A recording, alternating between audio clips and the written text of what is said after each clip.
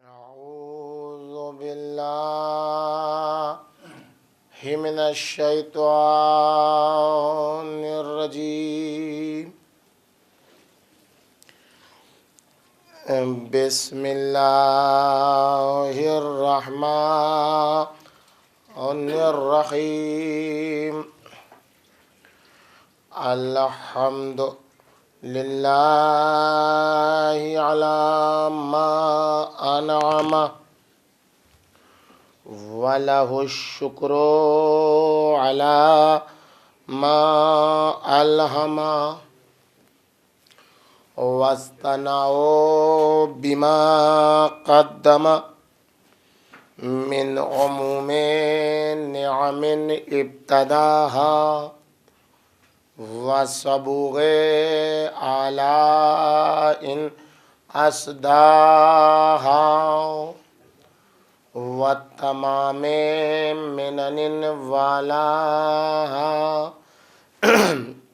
جمع عن الإحصاء عددها والناع عن الجزاء أمدها وتفاوت عن الإدراك أبدها والصلاة والسلام والتحية والإكرام على عبده ورسوله وشفيه وخيرته وأمينه على الوحي الذي انتجبه قبل أن أرسله وسماه قبل أن اجتبله واصطفاه قبل أن ابتعثه سيدنا ونبينا وشفيع ذنوبنا مولانا بالقاسم محمد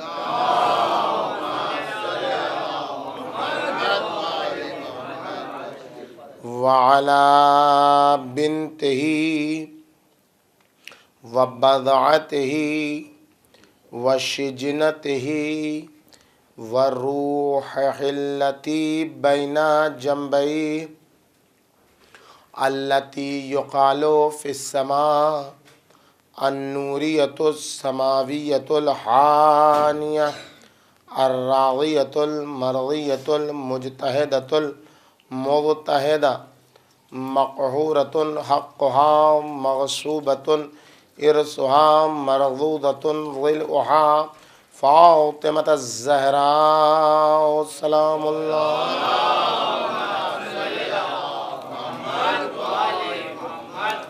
وعلى بعلها وبنيها والسر المستودع فيها لا سيما على بقية الله في الأرضين. سلام على آل ياسين. السلام عليك يا داعي الله ورباني آياته. السلام عليك يا باب الله وديان دينه. السلام عليك يا خليفة الله وناصر حقه. السلام عليك يا حجة الله ودليل إرادته. ولعنة الله على أعدائهم أجمعين من الآن إلى قيام يوم الدين. أما بعد فقد قال سبحانه وتعالى في محكم كتابه ومتقن بيانه وقوله الحق كنتم خير أمة أخرجت للناس تأمرون بالمعروف وتنهون عن المنکر. صلوات بھیجیے محمد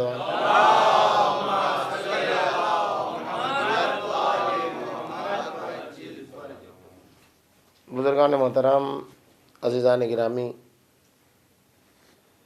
عزاداران سرکار سید الشہداء علیہ الصلوۃ والسلام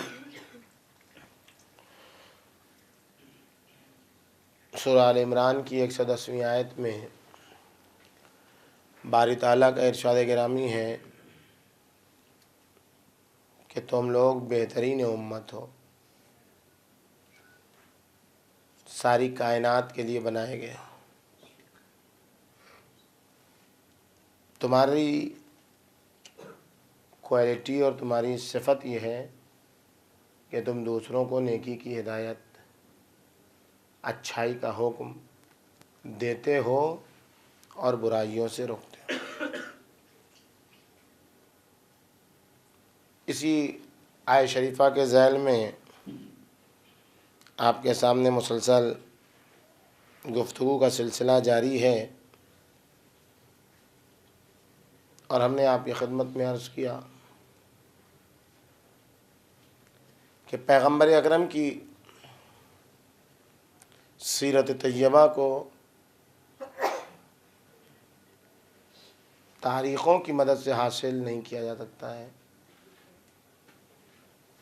بلکہ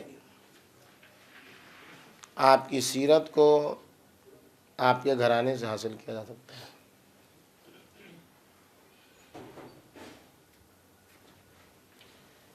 یہ 200 سال کا جو زمانہ گزرا، 260 سال کے آس پاس کا جو حضور کا زمانہ گزرا، یہ کوئی الگ الگ پیریڈ نہیں ہے کہ جس کو الگ الگ نگاہ سے دیکھا جائے کہ علی مرتضیٰ علیہ السلام کا ایک زمانہ،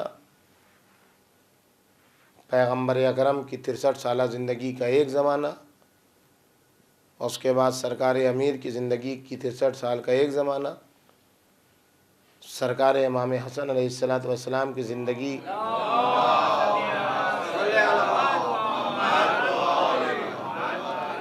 47 سالہ زندگی کا ایک زمانہ۔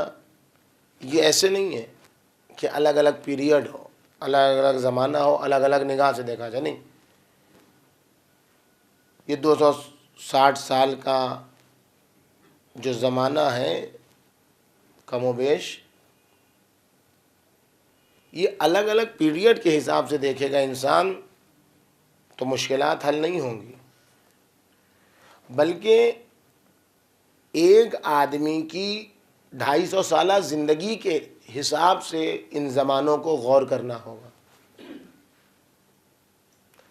یعنی یہ الگ الگ ٹکڑے ٹکڑے نہیں زمانے کے، بلکہ ایک زمانہ ہے جو الگ الگ طریقوں سے الگ الگ مواقع پر کیسے زندگی گزاری جاتی ہے، اس کو الگ الگ شخص نے آ کر پیش کیا ہے۔ بظاہر اشخاص ہیں، حقیقت ایک ہے۔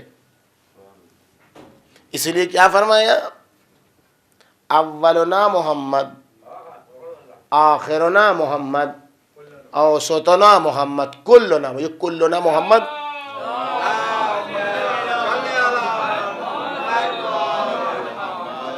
یہ سب کا نام تو محمد نہیں تھا، سب کا نام تو محمد نہیں تھا، چند ہی جن کا نام محمد ہے، یا 5ویں امام کا نام محمد ہے، یا 9ویں امام کا نام محمد ہے، یا آخری کا نام، یہی تو محمد ہے۔ تو نام تو سب کا محمد، یہ کیا مطلب کہ اول آخر سب کے سب محمد؟ یعنی یہ زمان ٹوٹ نہیں رہا ہے، گسیختہ نہیں ہے ایک دوسرے سے، ٹوٹا ہوا نہیں ہے ایک دوسرے سے، بلکہ یہ زمان ایک دوسرے سے ملے ہوئے ہیں۔ یعنی پیغمبر اکرم کی زندگی کو 63 سال میں محدود نہیں کیا جا سکتا ہے،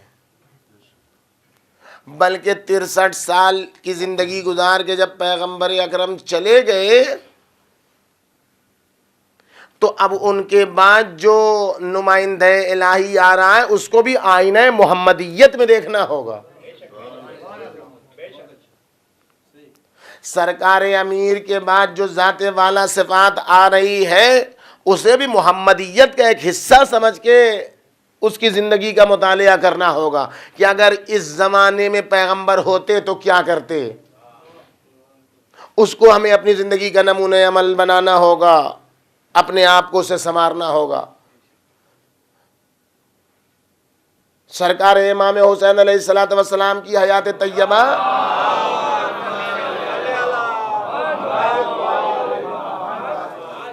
کی حیات طیبہ کو آئینہ دار محمدیت سمجھنا ہوگا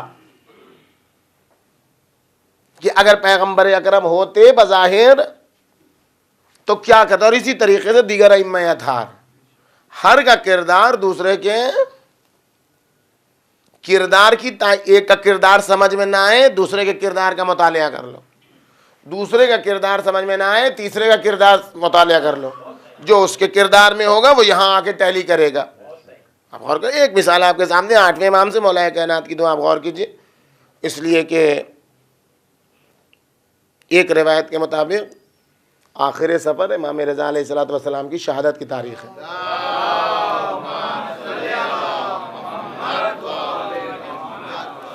ایران وغیرہ میں یہی تاریخ منائی جاتی ہے، آخر سفر۔ بہرحال مختلف تاریخیں، 17 سفر بھی منائی جاتی ہے، 23 ذی القعدہ بھی منائی جاتی ہے، لیکن ایک وہ جو میں بات آپ کے سامنے عرض کر رہا ہوں کہ ہر کے کردار اگر سمجھ میں نہ آئے تو ما قبل و ما بعد کے کردار کا مطالعہ کر کے اپنے آپ کو۔ 8ویں امام کی نماز عید آپ نے سنی ہے۔ نماز عید جب ولایت عہدی کے زمانے میں پڑھانے گئے تھے، جب پریشر ہوا کہ نہیں آپ کو پڑھانی ہی ہے نماز، آپ کو پڑھانی ہی ہے نماز، تو کیا کہا کہ میں ویسے پڑھاؤں گا جیسے رسول نے خدا پڑھا دے، اور وہ جانے کی کیفیت آپ کو معلوم ہے۔ اب ہم تاریخ یہ جواب دے کہ اب تک جو ہوتی رہی نماز وہ کیا تھی۔ یہ کہہ رہے ہیں جو جیسے جد پڑھاتے تھے ویسے جائیں گے، تو اب تک اس کا مطلب کیسی ہو رہی تھی نماز۔ بہرحال جس کیفیت سے گئے وہ ابھی آپ کو معلوم ہے، اس میں ہمیں وقت نہیں لینا ہے، مجھے کچھ اور عرض کرنا ہے۔ در و دیوار سے تکبیر کی آواز آ رہی تھی، آپ بڑھ رہے تھے آگے، قریب مصلی پہنچے کہ حاکم کی طرف سے پیغام پیک آ گیا کہ آپ واپس لوٹ جائیے۔ حکومت کے کارندوں نے کہا کہ اگر یہ پہنچ گیا مصلی تک تو تیری حکومت ختم ہو جائے گا، واپس لوٹ جائیے۔ اب یہاں تک تو آپ نے سنا، اس سے آگے جو روایت ہے وہی کہتی ہے کہ امام کو جب کہا گیا کہ آپ لوٹیے تو امام نے اپنے خادم کو کہا جا کے جوتا لے کے آؤ، ہماری جوتی لے کے آؤ۔ ننگے پیر گئے تھے امام، کہا جوتی لے کے آؤ۔ اتنی دیر میں وہاں نماز شروع ہو گئی، کوئی 4 قدم تو نہیں گئے تھے امام، اچھی خاصی دور آگے بڑھے تھے۔ تو یا تو امام جیسے آئے تھے ویسے چلے جاتے، اگر نہیں جانا تھا تو نماز ہو رہی تھی وہاں نماز میں شرکت کر لیتے۔ بھئی آپ کو نماز نہیں پڑھانی تھی، آپ نماز میں شرکت کر لیتے۔ نہ آپ نماز میں گئے، نہ فوراً لوٹے، بلکہ کچھ دیر انتظار کیا، خادم گیا جوتی لے کے آیا، پہنا، تب گئے۔ بھئی طریقہ بہترین یہ تھا کہ اگر آپ کو نماز سے میں شرکت نہیں کرنی تھی عید کی تو آپ فوراً واپس پلٹ آتے اپنی جگہ پر۔ یہ اتنی دیر رک کے نماز نہ پڑھنا، جوتی کا انتظار کرنا، کھڑے رہنا، پہن کے جوتی پھر جانا اور نماز نہ پڑھنا، یہ کردار ہے 8ویں علی کا، جو پہلے علی کے کردار کی تفسیر کر رہا ہے کہ اگر تمہیں پہلے علی کا کردار سمجھ میں نہ آئے اور کہیں تاریخ میں تمہیں ملے کہ کسی کے پیچھے نماز پڑھی، کسی کے ہاتھ پر بیعت کی، تو 8ویں علی کے کردار کا مطالعہ کر لینا۔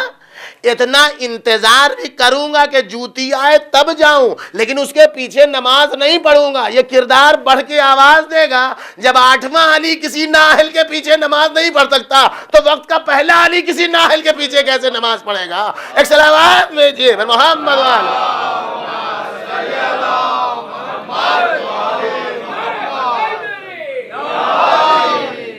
غور کیجئے۔ کردار ہے، ایک زمانہ ہے جس میں الگ الگ زاویہ حیات ہیں، الگ الگ حیات کا طریقہ ہے، اور اس کے حساب سے معصومین کی زندگی کو الگ الگ ٹکڑے میں نہیں دیکھا جا سکتا، ورنہ فیصلہ نہیں ہو سکتا۔ سرکار امام حسن مجتبیٰ علیہ الصلوۃ والسلام کی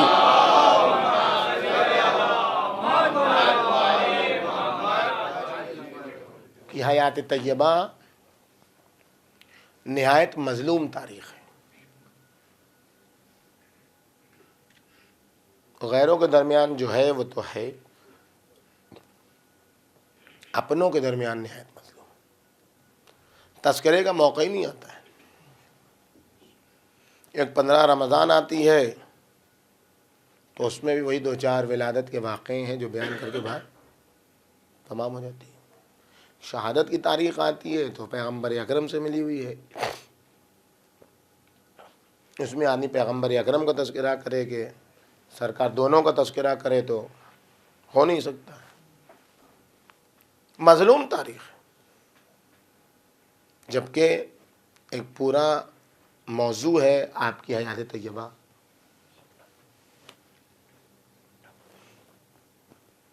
آپ کی توحید کا مسئلہ، کس طریقے سے آپ نے توحید کی حفاظت کی، کس طریقے سے آپ نے حدیثوں کی حفاظت کی. اس ماحول میں جس زمانے میں حدیث لکھنے پر پابندی تھی، 160 سال تک حدیثیں نہیں لکھنے دی گئی ہیں. مقابلہ ہے ایسے لوگوں سے، اب بچایا ہے حدیثوں کو. سرکار امام حسن، یہ کیا موضوع ہے؟ مقابلہ ہے ناموس اہل بیت کا، مقابلہ ہے، حفاظت ہے مسلمانوں کی خواتین کی ناموس کی امیر شام کے گرگوں سے. مقابلہ ہے امام حسن علیہ السلام کا تحریف قرآن سے. مقابلہ ہے سرکار حسن مجتبی کا معاویہ کی سیاسی فکروں سے. اور وہ جو جنگ صلح حدیبیہ کا بدلہ لینا چاہتا تھا، اس بدلے میں اسے ناکام کرنے کی سیاست. یہ پوری بحث ہے، گفتگو ہے، آپ عرض کریں. یہ ایک سلسلہ ہے گفتگو. کیا کیا امام علیہ السلام؟ امام علیہ السلام پر جو تہمتیں لگائی گئیں، امام علیہ السلام کی صلح کا مسئلہ جو ان کی زندگی کا اہم کردار ہے، امام علیہ السلام کی شجاعت کا مسئلہ، امام علیہ السلام کی غربا پروری کا مرحلہ، امام علیہ السلام کے حلم و کرم کا مسئلہ، امام علیہ السلام کی حیات طیبہ میں قرآن مجید اور حدیثوں اور تفسیروں کی حفاظت کا مسئلہ. یہ سارے عناوین ہیں کہ جس میں سرکار کی زندگی پر بحث ہو سکتی ہے. مجھے آپ کے سامنے ان میں سے کسی بھی موضوع پر گفتگو نہیں کرنی. فقط میں نے عنوان گنا ہے کہ آپ غور کریں کہ کتنے موضوع پر بحث. اولاد امام حسن خود ایک موضوع ہے، گفتگو ہے.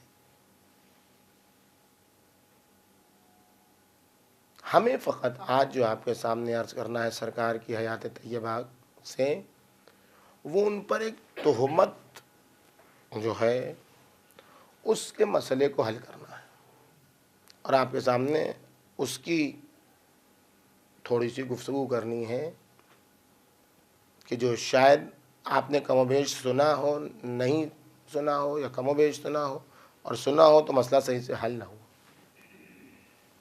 اور وہ ہے امام علیہ السلام کی کثرت ازواج کا مسئلہ، کہ امام علیہ السلام کی بیویاں بہت زیادہ تھیں. تاریخوں اور روایتوں میں جسے مطلاق کے نام، بہت زیادہ طلاق دیتے تھے، یعنی بہت زیادہ شادی کرتے تھے، جس کو بنی عباس کے حکمرانوں نے اولاد حسن پر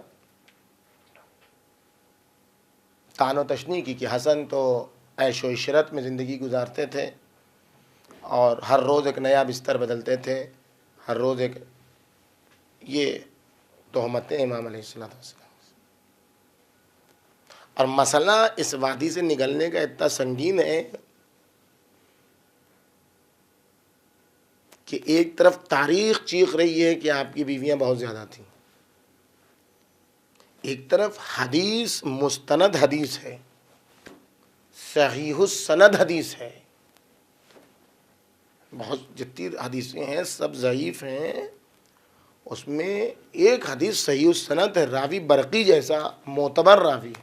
البتہ برقی نے ضعیفوں سے بھی روایت کی ہے، لیکن یہ روایت برقی کی سند صحیح ہے۔ اب اس کو کیسے حل کیا جائے؟ اس کا مطلب آپ جانتے ہیں کیا؟ دو طریقے سے خرابیاں پیدا ہوں۔ ایک طریقے سے خرابی یہ ہے کہ مردوں کو موقع ملے گا، کیوں کہیں گے خبط معاشرہ کا نظام درہم برہم ہوگا کثرت طلاق سے۔ آج معاشرہ جو بگڑ رہا ہے، دیکھیے ہمارے معاشرے میں طلاق کا ریشو کتنا بڑھتا چلا جا رہا ہے، کتنی جلدی شادی بیاہ کا معاملہ خراب ہو رہا ہے۔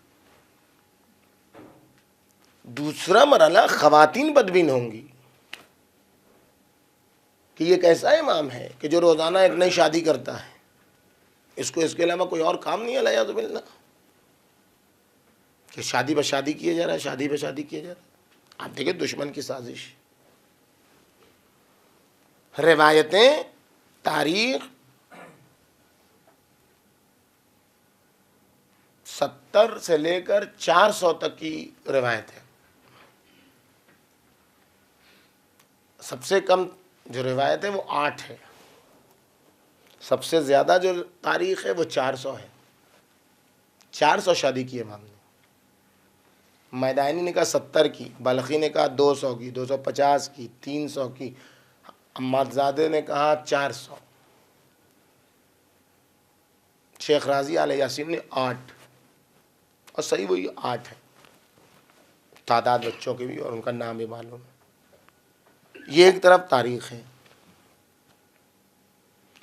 دوسری طرف تاریخ کے ساتھ روایت ہے برقی کی، مولائے کائنات کے ساتھ غیبت کی بحث میں جہاں مشورے کی گفتگو ہے کہ اگر کوئی شادی کے سلسلے میں مشورہ لینے آئے تو جتنا جانتے ہو اتنا بتا دو، نہ زیادہ نہ کم۔ شخص آیا ہے مولائے کائنات سے سوال کرنے کے لیے کہ ہم حسن کو اپنی بیٹی دیں کہ نہ دیں۔ کہا کہ حسن کو اپنی بیٹی نہ دو، اگر بیٹی دینا ہے اپنی تو حسین کو دو، حسن مطلاق ہے، حسن بہت زیادہ طلاق دینے والے۔ یہ روایت مولائے کائنات سے۔ اب یہ مسئلہ جو ہے اس کو اگر حل نہ کیا جائے تو مشکل امام علیہ الصلوۃ والسلام کی ذات پر بنتی ہے۔ قانون روایت کا یہ ہے کہ فروع دین میں فقہ کے مسئلے میں فقیہ ظن پر عمل کرتا ہے، گمان پر عمل کرتا ہے۔ کوئی صحیح السند روایت اسے مل جاتی ہے اور ما قبل و ما بعد کو دیکھ کر فقیہ اس کے سلسلے میں نظریہ فتویٰ دے دیتا ہے۔ لیکن اصول کے سلسلے میں اگر روایتیں ضعیف اور ایک روایت صحیح ہو اور وہ روایت اصول سے ٹکراتی ہے، اور کیجیے گا بات، اگر روایت اصول سے ٹکراتی ہے تو اصول کی توجیہ نہیں ہوتی ہے۔ قانون توجیہ یاد رکھیے گا، اصول کی توجیہ نہیں ہوتی ہے۔ جو چیز مستحکم اور محکمات میں سے ہے اس کی توجیہ نہیں ہوتی ہے، توجیہ اس کے مقابلے میں جو چیز ہوتی ہے اس کی ہوتی ہے۔ یہ قانون ہے اپنی جگہ پر۔ تحریف کے سلسلے میں 1000 کے آس پاس روایتیں ہیں ہمارے یہاں قرآن کی تحریف کے سلسلے میں۔ یہ تھا، یہ ہو گیا، یہ تھا، یہ ہو گیا، یہ تھا، یہ ہو گیا۔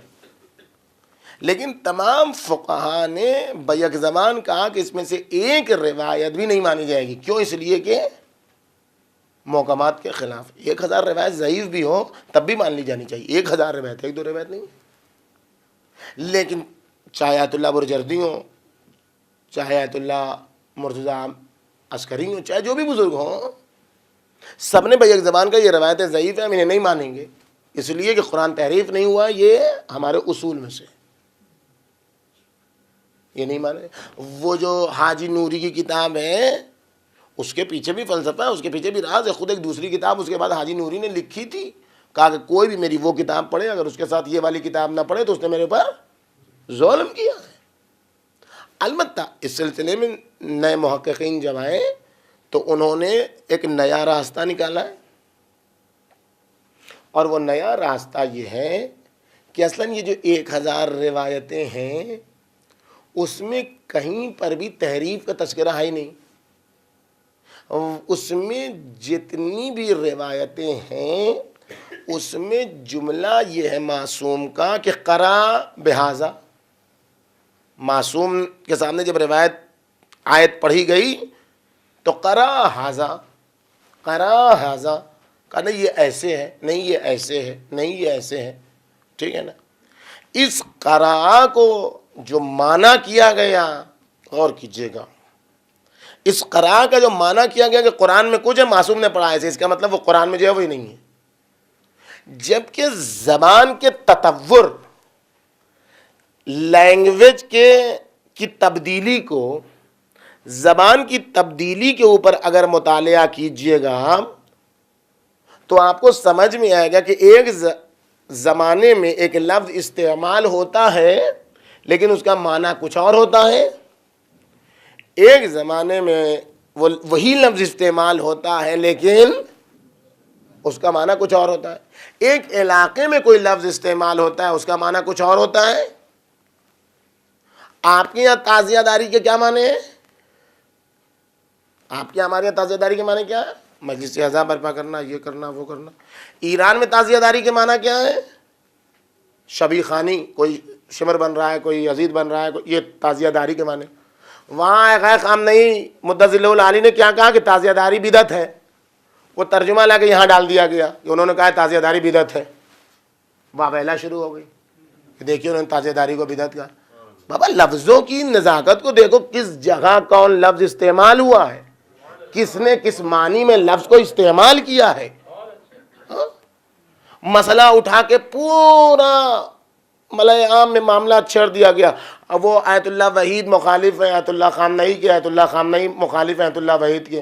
انہوں نے کہا جیسے خون نکلے، انہوں نے آغا خامنئی نے جس بزم میں تقریر کی وہ نوحہ خانوں کی بزم تھی، وہ مداحوں کی بزم تھی، وہ شاعروں کی بزم تھی۔ انہوں نے ان کو سمجھایا بھیا یہ نوحہ جو پڑھتے ہو رولانے کے چکر میں جھوٹی روایتیں نہ پڑھا کرو، یہ نہ کیا کرو کہ رولانا ہے تو زبردستی اٹھاؤ مجمع کو، ہاں رو رو رو، کیوں نہیں روتے، کیوں نہیں روتے، کیوں نہیں روتے۔ دل میں کیفیت پیدا کرو، جب دل میں کیفیت پیدا ہو جائے گی خود ہی رونے لگے گا۔ یہ تقریباً 7-8 سال پہلے کی بات، کب کہا انہوں نے، یہ لا کے یہاں جوڑ دیا گیا۔ جب آیت اللہ وحید نے 40 کی تقریر کی 2-3 سال پہلے، جب کسی نے کہا کہ آہستہ رویا کہ یہ چیخ کے رونے کی ضرورت نہیں ہے، تو انہوں نے کہا کہ کیوں نہ روئیں، زہرائے مرضیہ چیخ مار کے روتی ہیں، کس نے کہا آہستہ رو، ایکشن دے کے رونے کی کیا ضرورت ہے، پوز دے کے رونے کی کیا ضرورت ہے، زہرائے مرضیہ چیخ مار کے رو رہی ہیں، ماتم کرو، ہر چبے بیشے حتیٰ خون بھی نکل جائے تب بھی جو ہے وہ ماتم کرو، کوئی مشکل نہیں، یہ کہنے والا کرو، دونوں جوڑ دیا گیا۔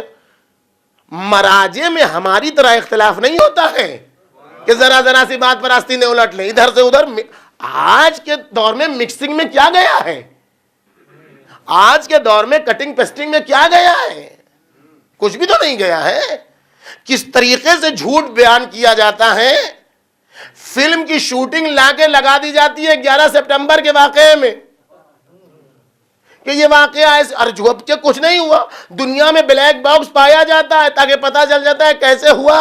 یہ واحد حملہ تھا جس میں بلیک باکس ہی نہیں ملا، اس لیے کہ واقعہ ہوا ہی نہیں تھا، ایک واقعہ فلمایا گیا تھا۔ ایک صلوات بھیجیے بر محمد و آل محمد۔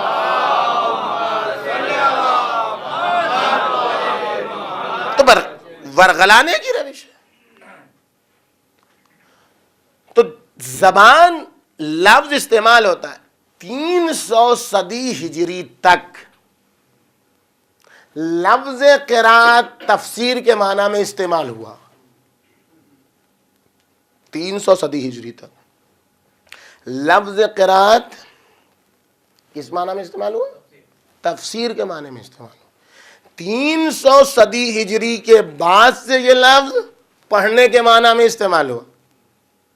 یہ پڑھا گیا تو یہ نہیں، یہ ہے۔ تقریباً 40 نمونے ایسے ہیں۔ قرطبی اہل سنت کا مفسر ہے۔ جامع البیان جس کی تفسیر معروف ہے تفسیر قرطبی کے نام سے، جو اہل سنت کی فقہ کی تفسیر ہے، معتبر فقہ کی تفسیر ہے، اس نے جہاں جہاں لکھا ہے قاری، اس سے مراد تفسیر ہے۔ ابن عباس قاری تھے، ابن مسعود قاری تھے، یعنی کیا مطلب؟ قرآن دے کے پڑھتے تھے؟ خود کہتا ہے کہ قاری تھے، اے فسرا۔ تو یہ 1000 جو روایتیں ہیں اس میں جہاں بھی ملتا ہے معصوم نے فرمایا قرا، وہ آیت پڑھی گئی، وہ آیت پڑھی گئی، معصوم نے قرا، یعنی کیا مطلب؟ یعنی جو آیت پڑھی گئی اس کی معصوم نے اس طرح تفسیر کی، معصوم نے اس طریقے سے بیان کیا، معصوم نے اس طریقے سے اصلاً تحریف کا مرحلہ ہی نہیں ہے۔ قرآن کی آیت اپنی جگہ پر مسلم، جو نازل ہوا وہی نازل ہوا۔ معصوم نے کہا اس کا مقصد یہ ہے، اس کی تعویل یہ ہے، اس کی تفسیر یہ ہے۔ اصلاً تحریف کا مقصد، تحریف تو مخصوص ہے اہل سنت سے، اصلاً شیعوں میں تصور نہیں ہے تحریف کا۔ فضل ابن شاہزان نے کہا، پرانے زمانے میں دیکھیے فضل ابن شاہزان جو راوی ہیں وہ کہتے ہیں اصلاً شیعوں میں اہل سنت میں تحریف پائی جاتی ہے، شیعوں میں اصلاً تصور نہیں ہے تحریف کا۔ تو میری بات یہ نہیں ہے، میری بات یہ ہے کہ جب اصول سے کوئی چیز ٹکراتی ہے تو اصول کی توجیہ نہیں کی جاتی ہے۔ میں ایک 2-3 مثال آپ کو دے رہا ہوں، پھر اپنے مقصد تو مجھے آنا ہے۔ ایک مثال میں نے آپ کو دی، اصول سے جو چیز ٹکراتی ہے اس کی توجیہ نہیں کی جاتی ہے۔ کس کی توجیہ کی جاتی ہے؟ جو چیز ٹکراتی ہے اس کی توجیہ کی جاتی ہے۔ ہماری اصل دین کی اصل، قرآن کی اصل یہ ہے کہ گناہ ہر حال میں گناہ۔ وَمَن يَعْمَلْ مِثْقَالَ ذَرَّةٍ خَيْرًا يَرَهُ وَمَن يَعْمَلْ مِثْقَالَ ذَرَّةٍ شَرًّا يَرَهُ۔ جو ذرہ برابر اچھا کرے گا اچھا دے گا، جو ذرہ برابر برا کرے گا برا دے گا۔ ٹھیک ہے نا بات؟ صاف صاف معصوم کی موقع حدیث ہے، کل یوم لا یوصی فیہ اللہ فہو لک عید۔ جس دن تم گناہ نہ کرو وہ دن تمہارے لیے عید ہے۔ یہ ہمارا اصول، یہ ہماری بنیاد۔ اب اس کے مقابلے میں اگر کوئی حدیث آتی ہے اور کسی دن کو کہتی ہے کہ وہ دن وہ ہے کہ جس دن قلم تکلیف اٹھا لیا گیا، یوم رفع القلم، بہار الانوار کی حدیث ہے، البتہ سند اس کی بہت ضعیف ہے، لیکن بالفرض اگر مان بھی لیا جائے 9 ربیع الاول والی حدیث کو کہ 9 ربیع الاول وہ دن ہے جس دن قلم تکلیف اٹھا لیا گیا ہے، تو اب اس روایت کی بنیاد پر اس بنیاد کی توجیہ نہیں کی جائے گی بھئی آج سب کچھ جائز ہے، آج جو چاہو کرو، آج لکھا نہیں جائے گا، آج فلاں ہو جائے گا۔ دیکھیں میں جو بات کہہ رہا ہوں اس کو آپ کس طرف موڑیے گا نہیں کہ فلاں کے خلاف بول رہے ہیں، فلاں کے نہیں۔ یہ درد عمومی ہے جو ہر جگہ پایا جاتا ہے۔ آپ کیا بھی پایا جا رہا ہوگا، لکھنؤ میں بھی پایا جا رہا ہے، بہار میں بھی پایا جا رہا ہے، گجرات میں بھی پایا، سب جگہ پایا جا رہا ہے۔ حدیثوں کو غلط سمجھنا، حدیثیں پڑھنا کمال نہیں ہے۔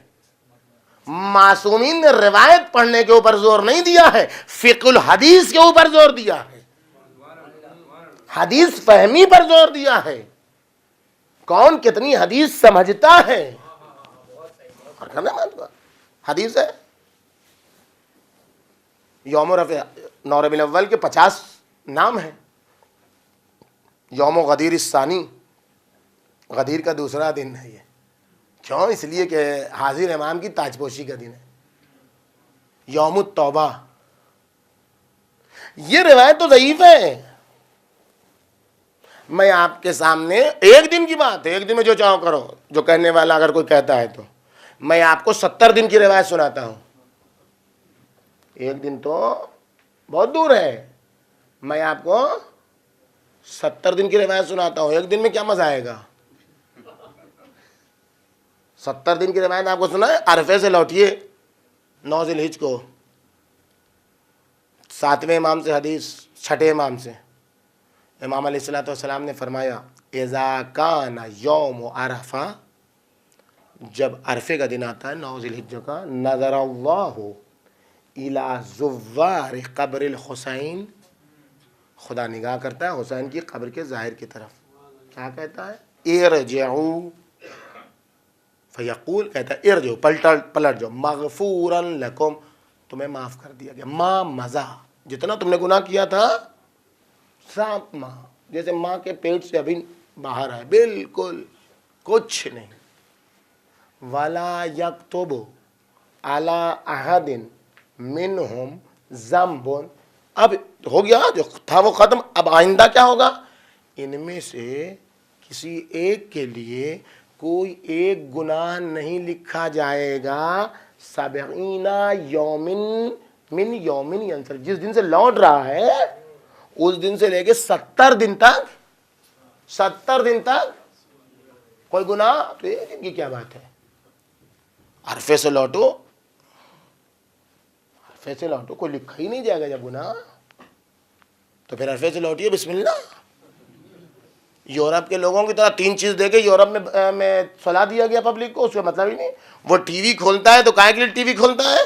ویدر مین کی بات سننے کے لیے کہ کیسا کپڑا پہن کے نکلے، کتنا ٹیمپریچر ہے باہر کا، مائنس ہے کہ پلس ہے، اس لیے وہ ٹی وی کھولتا ہے. ورنہ 3 چیز میں اسے ایسا مست کیا ہے، لڑکی، کتا، شراب، کہ اسے اس کے علاوہ کچھ سمجھ ہی میں نہیں آتا.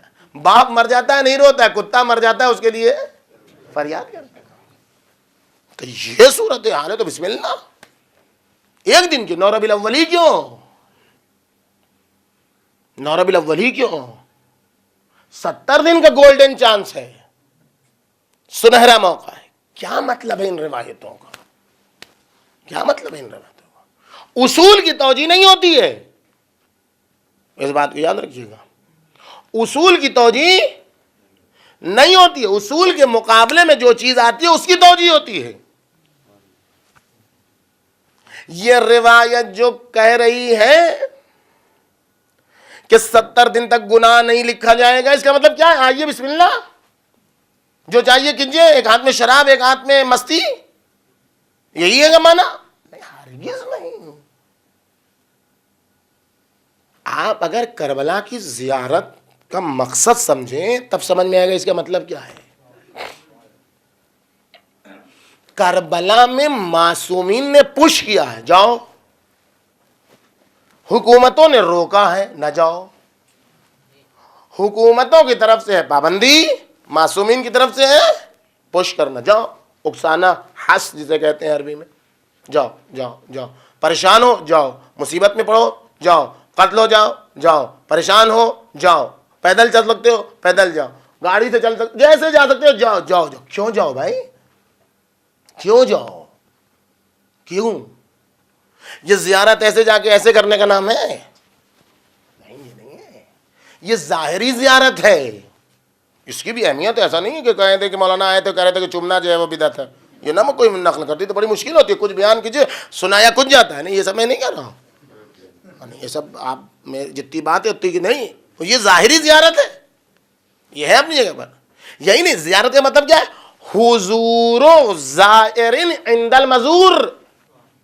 زائر کی روح مزور جس کی زیارت کر رہا ہے اس کے سامنے حاضر ہو جائے، یہ زیارت. اور اب زیارت کے لیے قانون کیا ہے بھائی؟ مولا ہر جگہ ہے کہ نہیں ہے؟ ہے یا نہیں ہے؟ ہے نا. ہمارے رضا خانے میں بھی مولا رہتے ہیں، بالکل صحیح ہے اپنی جگہ میں. تو پھر اتنی دور جانے کی کیا ضرورت ہے؟ کیا ضرورت ہے پیسہ خرچہ کرنے کو؟ کسی غریب کو دے دیجیے. ابھی 35 60 70 80 ہزار روپے میں غریب کی شادی ہو جائے گی، دے دیجیے. کہا نہیں، یہ وسوسہ تمہارے ذہن میں نا، جاؤ زیارت کے لیے. کیوں جاؤ زیارت کے لیے؟ کہا جتنا قبر سے نزدیک ہو سکتے ہو اگر موقع مل جائے. جتنا ذریعہ سے قریب ہو سکتے ہو اگر موقع مل جائے. کیوں؟ اس لیے کہ جہاں جسم دفن ہے وہاں روح کا رابطہ زیادہ. یہ کوئی مذہب کے جذبات کی بنیاد پر نہیں کہہ رہا ہوں, یہ فلسفی نظریے سے ثابت ہے. یہ بات یہ فلسفی نظریے سے ثابت ہے. یہ بات اسی لیے کہا گیا کہ جاؤ تو باوضو جاؤ, جاؤ تو غسل کر کے جاؤ. اور غسل میں جو دعا ہے وہ دعائے توبہ ہے, گناہوں سے توبہ والی دعا ہے. طاہرنی قلبی, میرے قلب کو طاہر کر دے میرے گناہوں. کیوں؟ اس لیے کہ جب غسل کر لو, دعائے توبہ کر لو, تو تمہارے روح کی جو گندگی ہے وہ اس سے حائل ہو جائے گی.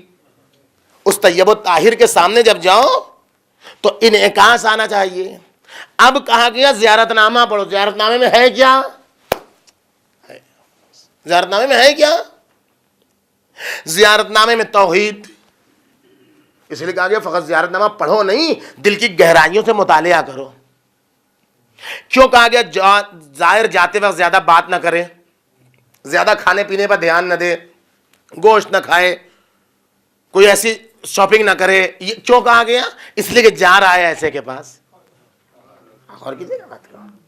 یہ ساری باتیں کیوں ہیں؟ اس لیے کہ اس کے پاس جا رہا ہے جس کی روح کا انعکاس لینا ہے. توحید, عادل, نبوت, اقمت الصلاۃ, آتیت الزکات, امرت بالمعروف ونہیت, یہ ساری چیزیں جو کہہ رہا ہے اور اب ان کے سامنے کھڑا ہوا ہے حکومت. آپ بتائیے بھائی دنیا میں اتنے ٹورزم پلیسز ہیں یا نہیں ہے؟ ٹورزم پلیسز ہیں یا نہیں دنیا میں؟ کہیں پر تو کوئی حملہ نہیں ہوتا. یہ کیا گناہ کیا ہے ان قبروں نے؟ بھائی دنیا میں جب تھے تم نے ستا لیا چلو, لیکن وہ مظلوم قبر پڑی ہے اس کو ڈھانے کی کیا ضرورت تھی؟ نہیں, ظالم سمجھ رہا یہ قبر نہیں ہے. یہ مسئلہ ہے. توحید کا درس اس میں, نبوت کا درس اس میں, امامت کا درس اس میں, نماز کا درس اس میں, روزے کا درس اس میں, عبادت کا درس اس میں, ظلم کے خلاف نبرد آزمائی کا درس اس میں, مظلوموں کی مدد کا درس اس میں. ہر ظالم کو یہ معلوم ہے کہ یہ زائر جو جا رہا ہے یہ زائر نہیں جا رہا ہے بلکہ لوٹے گا تو روح انقلاب لے کے لوٹے گا. اور معصومین کو بھی معلوم ہے ہم جو بلا رہے ہیں فقط ظاہری چومنے کے لیے نہیں بلا رہے, گرچہ اس میں بھی ثواب ہے, لیکن ہم فقط اس کے لیے نہیں بلا رہے. ہم چاہتے ہیں میری روح کے سامنے اس کی روح آئے تاکہ ہماری روح کا عکس اس کے دل میں ایسا آ جائے کہ جیسے ہمیں گناہوں سے نفرت ہے ویسے ہی اسے بھی گناہوں سے نفرت.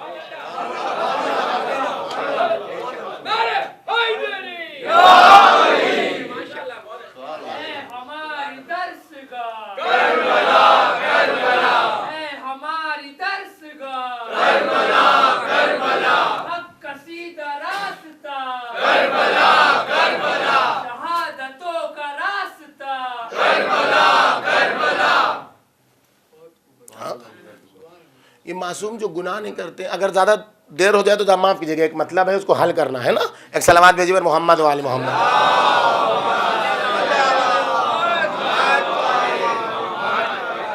معصوم گناہ کیوں نہیں کرتے؟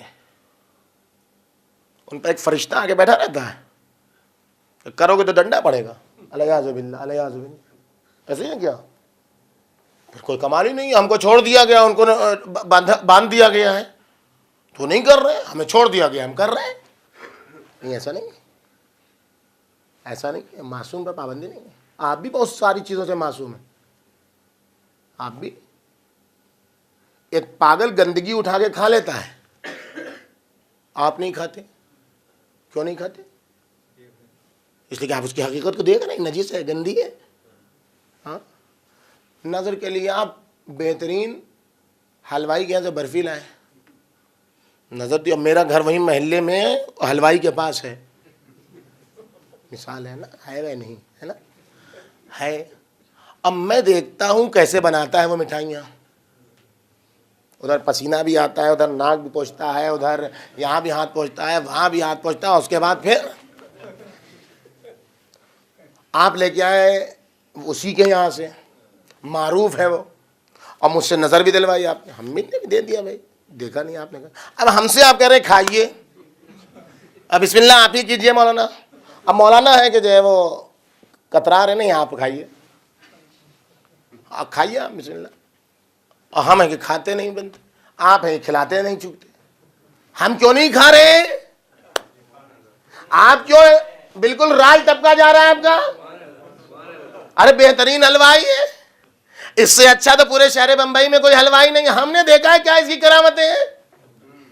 تو ہم نے چونکہ دیکھا یہ گندگی میں بناتا ہے, پسینے ٹپکتے ہوئے, ناک بہتے ہوئے, ہاتھ ادھر ادھر سے پوچھتے ہوئے, اس لیے میں نہیں کھاتا. ولاؤ مٹھی کتنی اچھی مٹھائی ہو جس طریقے, اور آپ اس پر نظر بھی دلا رہے ہیں, آپ اسے مزے لے لے کے کھا بھی نہیں, چونکہ آپ کو پتا نہیں ہے بے نہیں. جس طریقے سے آپ کو پتا نہیں ہے مٹھائی کے بارے میں اور آپ کھائے جا رہے ہیں, اور ہمیں پتا ہے, ہمیں کراہت بے نہیں. ساری کائنات کی برائیاں معصوم کی نگاہوں میں ایسے ہی ہیں, اس لیے ہر گناہ سے اسے نفرت ہے. اچھا یہ کوئی جذبات کی بات نہیں ہے. آپ کہتے ہیں جذبات میں, میں نے کہتے نہیں بالکل جذبات میں نہیں. وہ واقعہ معلوم ہے نا آپ کو, 5 انگلیوں والا ہے نا. یعنی آپ کیسے بتا دیتے ہیں؟ اچھا بعض لوگوں کو عزت راسی نہیں آتی ہے. ابھی بتا دیا تھا خاموش ہو کے چلے جاتے تم. یہ پوچھنے کی کیا ضرورت تھی تمہیں؟ اپنی ذلت بٹورنے کی کیا ضرورت تھی؟ آپ بولیے آپ مجھے. یعنی کیسے بتا دیا اتنا جلدی جلدی؟ کہا رہے بھائی یہ بتاؤ تمہاری کتنی انگلیاں ہیں؟ کہا 5. کہا ہے تم نے سوچا نہیں؟ سوچا نہیں. کہا یہ حالی سوچنے کی کیا بات ہے, سامنے کی بات ہے, دیکھ رہا ہوں. کہ جس طریقے سے تمہارے لیے 5 انگلیاں سوچنے کے قابل نہیں ہے, ساری کائنات میرے سامنے ہے. تو معصوم جو گناہ نہیں کرتا ہے اس کا سبب یہ نہیں کوئی گردن دابے ہے, اس کا سبب یہ کہ اس کی ملکوتی نگاہیں, اس کی جبروتی نگاہیں اتنے مقصد تک, گناہوں سے اسے کراہیت محسوس ہوتی ہے, گناہوں سے اسے اب جو معصوم نے تمہیں اپنے پاس بلایا ہے خاص دن میں روزے, تو معصوم یہ چاہتا ہے کہ اب چونکہ میرے یہاں آئے ہو, میری روح کا انعکاس ہے, میری روح تم میں منعکس ہوئی ہے تمہارے آئینہ وجود میں, تو جس طریقے سے مجھے گناہوں سے نفرت ہے ویسے ہی جب تم اپنے یہاں لوٹو تو تمہیں بھی گناہوں سے نفرت ہو جائے. اب 7 دن کیا 70 دن کیا, ایک عرفے کی زیارت تمہارے لیے ایسی ہو جائے کہ کبھی گناہ نہ کرو. اب اگر بھول چوک سے, ماحول کے خوف سے, سماج کے اعتبار سے, انٹرنیٹ کی طرف سے, ادھر سے ادھر سے کہیں بھول چوک سے گناہ ہو جائے تو 70 دن تک لکھا نہیں جائے گا. صلوات بھیجیے برام.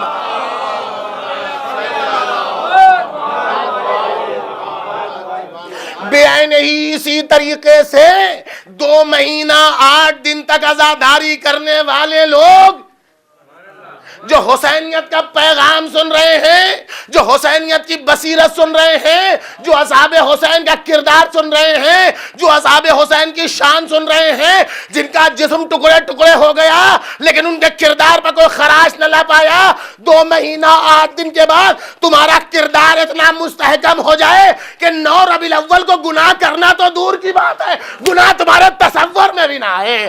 صلوات بر محمد.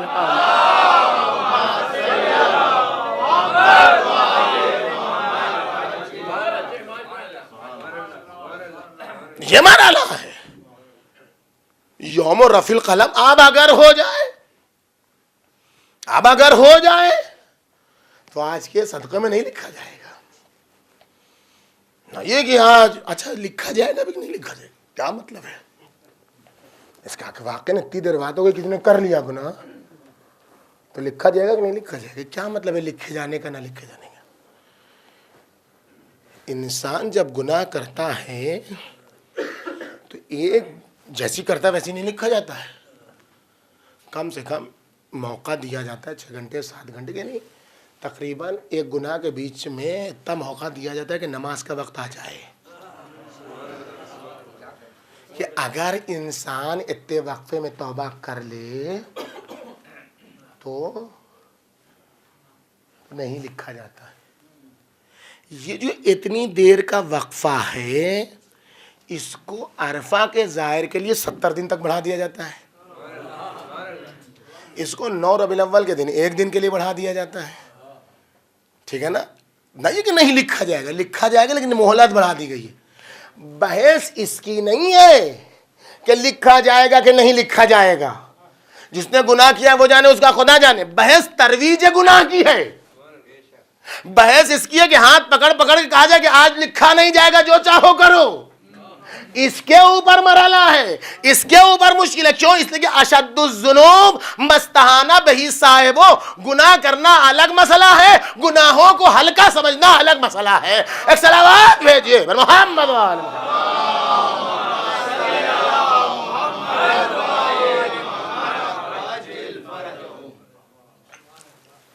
بات کہاں تھی کہاں آئی؟ بات یہ تھی کہ اس روایت کا وہ ایک صحیح روایت ہے، لیکن اس روایت کو قبول نہیں کیا جائے گا. کیوں نہیں کیا جائے گا؟ اس لیے کہ وہ عصمت امامت کے منافی ہے، وہ اصول ہے، وہ بنیاد ہے، وہ بیس ہے. اس روایت کی توجیہ ہوگی سرکار امام حسن کے سلسلے میں، نہ کہ اس اصول کی توجیہ ہوگی. اچھا واقعہ ہے کیا؟ واقعہ کتنی شادی کی امام نے؟ یہ مسئلہ حل کیا جائے. کتنی شادی کی امام نے؟ 8 تو کم سے کم ہے ہی ہے. 8 شادی، 8 زوجات کا بھی تذکرہ ہے، ایک کے بعد ایک کے بعد ایک. لیکن میں کہتا ہوں کہ تاریخ جتنا لکھے اتنا اچھا ہے. 4 تو نہیں 800. ہاں اپنے عجب آدمی جو پالا پڑا ہے. ہاں جی میں آج اسی کو آپ کو بتا رہا ہوں. 4000. جتنی تعداد ازواج کی بڑھے گی اتنا امام حسن علیہ السلام کا عصمتی چہرہ نکھرے گا، بنی امیہ کا کریہ المنظر چہرہ ظاہر ہوگا. یعنی کیا مطلب ان دونوں سے؟ بات گمبھیر ہو رہی ہے، جاسوسی ہو رہی ہے. بات جاسوسی واسوسی نہیں، آپ سمجھ میں آیا آپ کو. جتنا جس کو بڑھانا ہے بڑھائے. ہم 4000 40,000 ہی بڑھا دیں، جتنا چاہے کریں. البتہ یہ بھی ایک بات ہے کہ جس نے دیا اس سے پوچھے، سے میں کیا لڑنے کی ضرورت ہے؟ دینے والے سے پوچھے. جب آدمی اتنا طلاق دے رہا تو اپنی بیٹی دے کیوں رہے ہو؟ ہاں یہ ایک مسئلہ ہے. یہ بھی کیسے دیا لوگوں نے بیٹیاں اپنی. لیکن خیر ہم وہ سب باتوں میں نہیں پڑھتے ہیں. میں کہتا ہوں جتنا بڑھاؤ اتنا امام کا چہرہ. کیوں؟ آپ مثال سن لیجیے ایک دم بالکل بلا تشبیہ. بنی امیہ کی نسل کا ایک وجود ہے طالبان. جس طریقے سے اس نے اسلام کو بدنام کرنے کی ٹھان لی تھی، اسی طریقے سے یہ لوگ ہیں جو اسلام کو بدنام. اصل نکلے ہیں یہ لوگ. اصل یہ طالبان کو بنایا ہے امریکہ نے. ہاں جی بنایا ہوئے ہیں تاکہ وہ حقیقی اسلام کے مقابلے میں ایران میں جو اسلام پھیل رہا تھا اور جو ساری دنیا، اس کے مقابلے میں بنایا گیا تاکہ یہ خشن، یہ بالکل بدترین چہرہ اسلام کا پیش کیا. جو بولا چھرا چلا دو، ذرا تھا کسی کا بال نکلا خنجر مار دو، یہ کیا گیا. تو یہ بنی امیہ کی نسل کے جو ہیں طالبان، کیا کیا ان لوگوں نے؟ وہی نسل افغانستان پاکستان کے علاقوں میں قبائلی نظام چلتا ہے بارڈر کے. تو یہ طالبان جس کے یہاں اپنے 2 جوتے لا کے رکھ جائیں، اس کا مطلب یہ ہوتا تھا کہ آج رات اس گھر میں جو لڑکی ہے اس کو چھوڑ کے اس کے ماں باپ چلے جائیں، اور جو رہے گا اس کی جان کا خطرہ وہ خود مول لے گا. تو یہ ماں باپ اپنی ناموس کی حفاظت کے لیے، اپنی بچی کی عصمت کی حفاظت کے لیے قبیلے کا جو بوڑھا ہوتا تھا اس سے شادی کر دیتے تھے کہ جب شادی ہو جائے گی آنے سے پہلے ہی دن دن شادی کر دیتے تھے تاکہ ان کی بچی کی عصمت محفوظ رہے. اور وہ قبیلے کا سردار شادی کر بھی لیتا تھا تاکہ یہ بچی کی عصمت محفوظ رہے. وہ بنی امیہ جتنی شادی ہے امام حسن کی وہ سب صفین کے شہداء کی بیویوں سے ہے.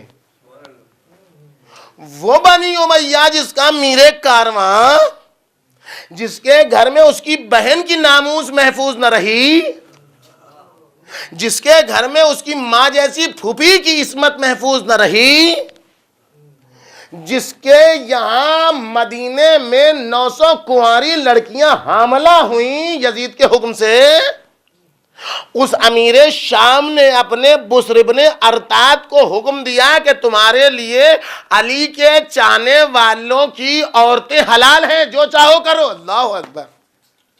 اس نے کہا جو چاہو کرو صفین کی بیواؤں کے ساتھ، قربان جائیے علی مرتضیٰ کے اس عظیم الشان فرزند پر۔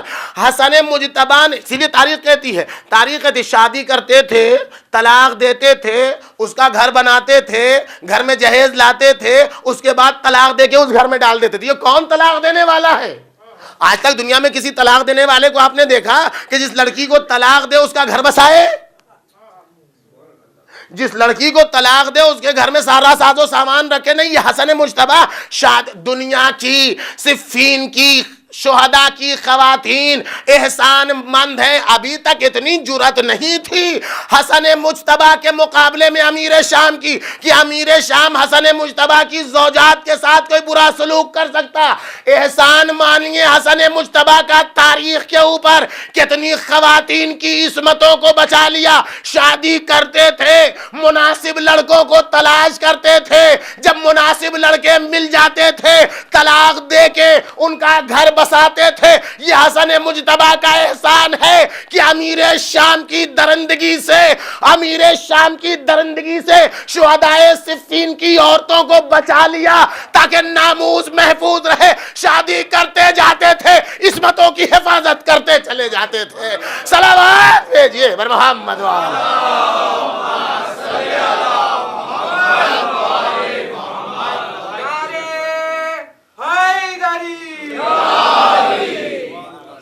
صلوات بھیجیے بر محمد۔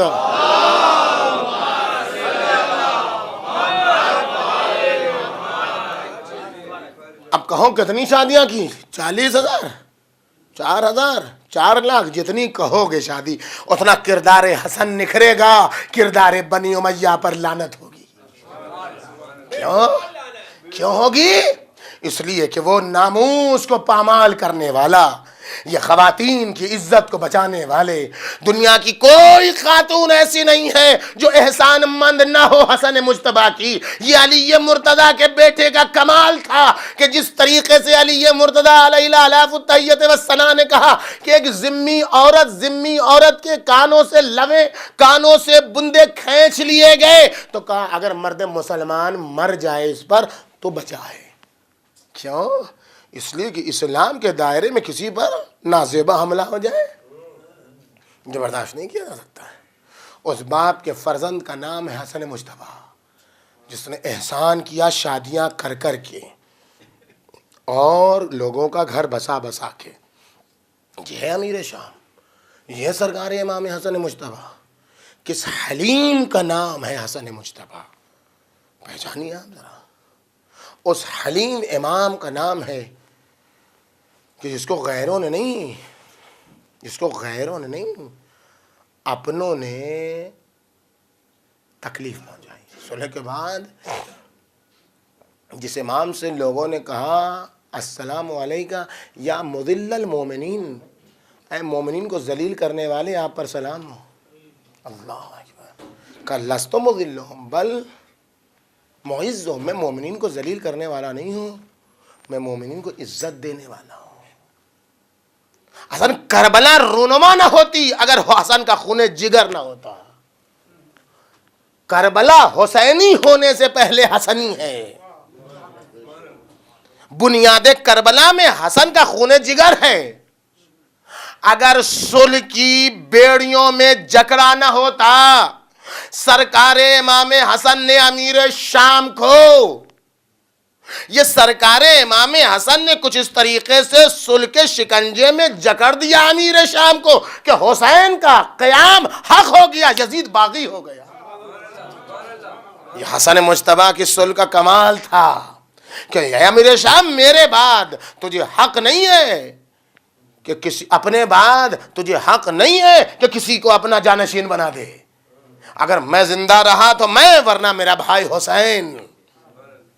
یہ شرط نہیں تھی، بلکہ آئندہ آنے والے انقلاب کی بنیادیں بنائی جا رہی تھی کہ کل جب 28 رجب کو حسین قیام کے لیے نکلے، مکہ آئے، مکہ سے کربلا کے لیے جائے، تو مورخ کی زبان پر تالے لگ جائے، وہ حسین کو باقی نہ کہہ سکے، یزید باقی ہو جائے. صلوات بھیجیے محمد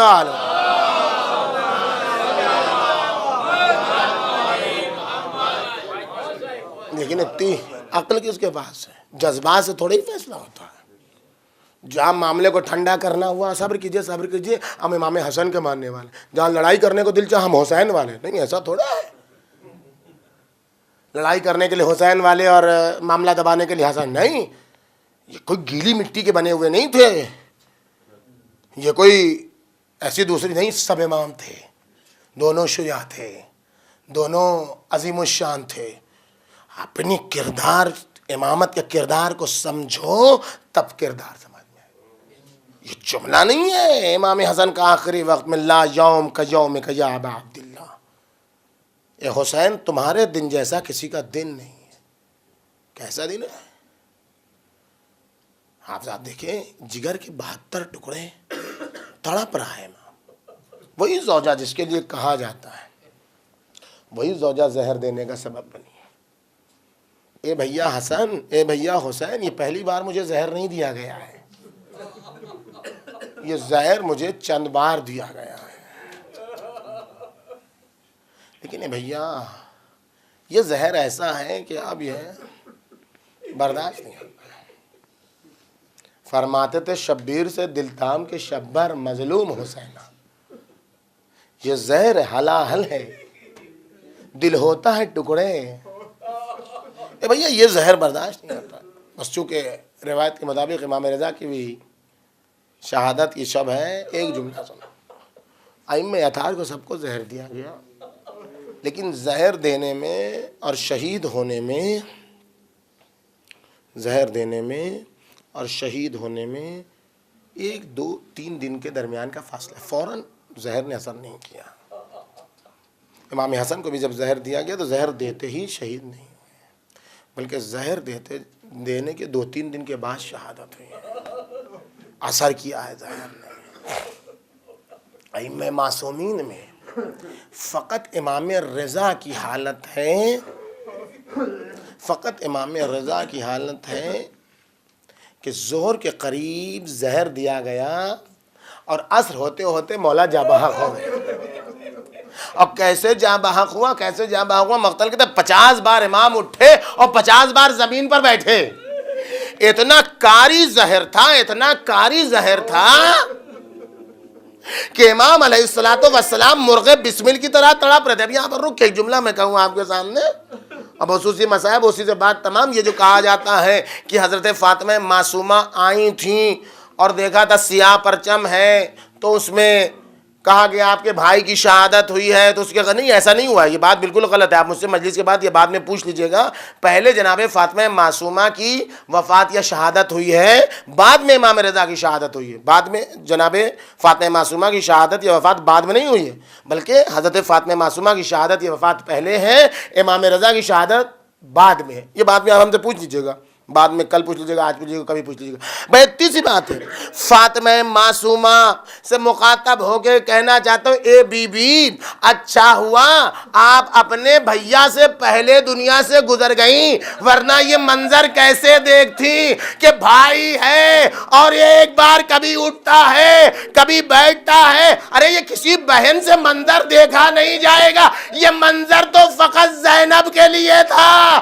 بوسا گائے رسول، شمر کا کند خنجر، یا ابن سعدین اتقتل ابو عبداللہ والتا تنظر. سعد کے بچے میرا ماجایا مارا جا رہا ہے، تو کھڑا دیکھ رہا، کوئی جواب نہ ملا. رقیہ نانا کے روضے کا، اے نانا پر تو آسمان کے ملائکہ نے نماز پڑھی.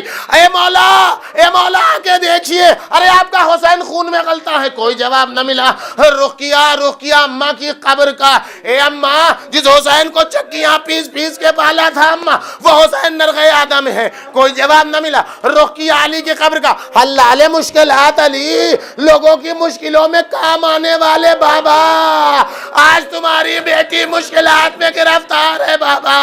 اے بابا اگر میرا عباس زندہ ہوتا تو میں تمہیں کبھی نہ پکارتی، کوئی جواب نہ ملا تو ایک بار رقیہ مقتل کا بھیا حسین، بھیا حسین، بھیا حسین، کوئی جواب نہ ملا تو آواز دی بھیا تمہیں اماں کے حق کا واسطہ جواب دے دو۔ میں اتنا سننا تھا، حسین نے کونیوں کا سہارا لیا، زینب خیمے کی طرف چلی جاؤ۔ ارے اب جو زینب خیمے کی طرف پلٹی، زمین کربلا متزلزل، زین العبا نے خیمے کا پردہ ہٹائے۔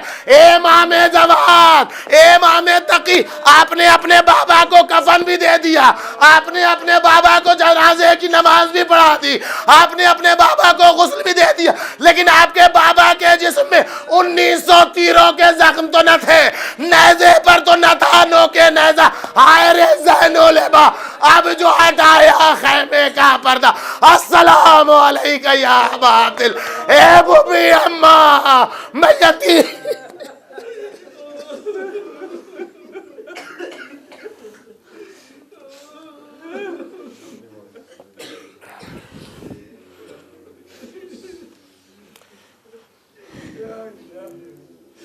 سیعلم الذین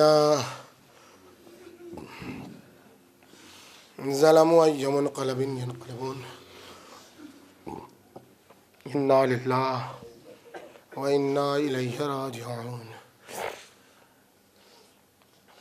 پڑھنے والے ہم میں جذبہ عمل کی توفیق عطا، پرچم اسلام کو سربلند، پرچم کفر و نفاق کو سرنگو فرما، عتبات عالیات کی حفاظت فرما، ہمیں امام رضا علیہ السلام اور دیگر ائمہ اطہار خصوصاً کربلا معلیٰ کی زیارت سے مشرف فرما، ہمیں حج بیت اللہ اور ائمہ بقی کی زیارتوں سے مشرف فرما۔ میرے مالک تجھے واسطہ ہے محمد و آل محمد کا، ایام ازاں کے آخری ایام ہیں، ہمیں گناہوں کے سے اس طریقے سے دور رکھ دے ان عزاداریوں کے صدقے میں کہ ہمیں گناہوں سے نفرت ہونے لگے۔ آنے والی عید میں ہمیں ایسا عمل انجام دینے کی توفیق عطا فرما کہ ہم اپنے مولا کی مسکراہٹ میں اضافے کا سبب بنے، ان کے غم میں اضافے کا سبب قرار نہ پائیں۔ میرے مالک امام زمانہ کے ظہور میں تعجیل فرما، ہم گناہگاروں کو ان کے ناصروں میں شمار فرما، وتقبل منا انک انت